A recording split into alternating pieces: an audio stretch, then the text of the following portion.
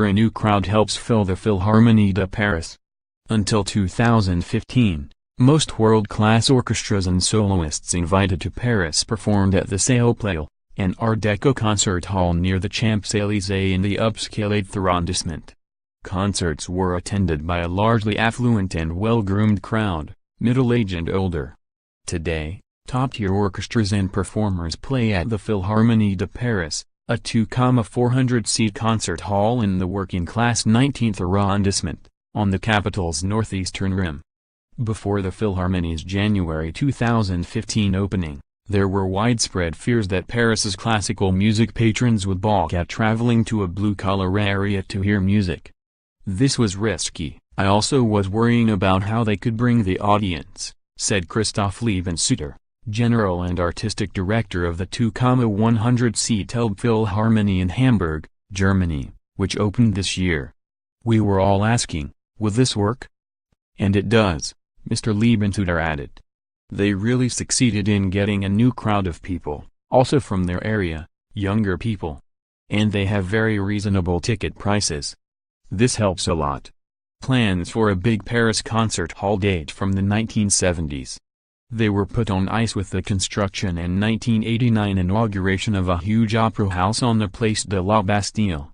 What Paris got, 6 years later, was the Salle de la Musique, a 900-seat concert hall and musical instrument museum in the Parc de la Villette, on the border between Paris and Band, a suburb.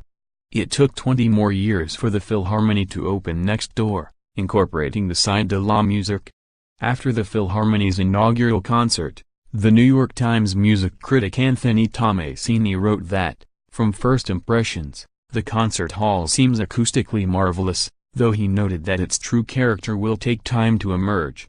He recalled the challenges of getting the hall built, and concluded, "If the hall fulfills its potential, this risky move could be a momentous breakthrough for a troubled field.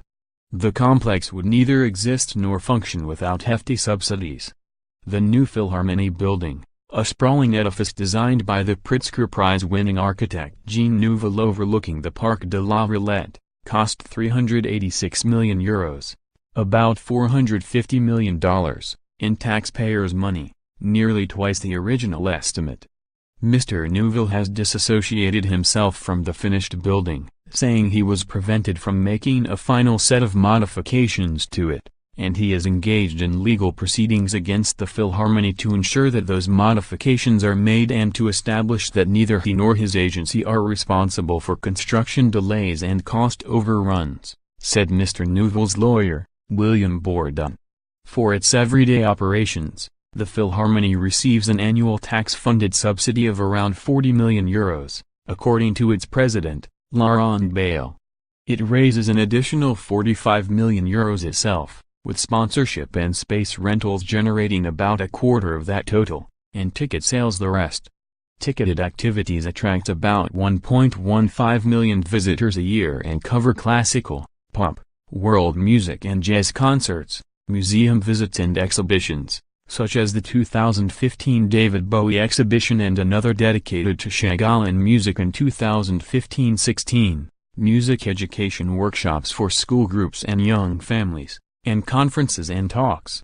Mr. Bayle recalled how, during construction, a lot of people said the hall was too far away, and that Paris's classical music audience lived in the west of Paris, where the more privileged classes and the older segments of the population lived.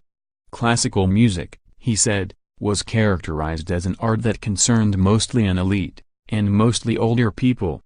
The new hall is proving the skeptics wrong, he said, noting that concerts in the main auditorium, all genres combined, run at 95% capacity on average, up from 85 to 90% at the smaller Salle Pleyel. While Pleyel audiences came chiefly from Paris's wealthier west, the Philharmonie is pulling in patrons from all over Paris and its immediate suburbs, thanks to a diverse program. "We avoided concentrating exclusively on classical music," Mr. Bayle explained. "If you program 500 concerts a year, and they're all performances of the 19th century classical repertoire, there will come a time when you'll end up seeing the same audiences over and over." Pricing has also played a central role. Roughly half of all concert tickets cost €40 or more, the other half are €30 or less. The priciest classical music tickets are €100 to €110, with exceptions 2 or 3 times a year, when they go as high as €160. What appears to be a winning formula, music education workshops, affordable tickets, was pioneered over 2 decades by the Site de la Musique. The site was very influential for me and for my understanding of how a concert hall in the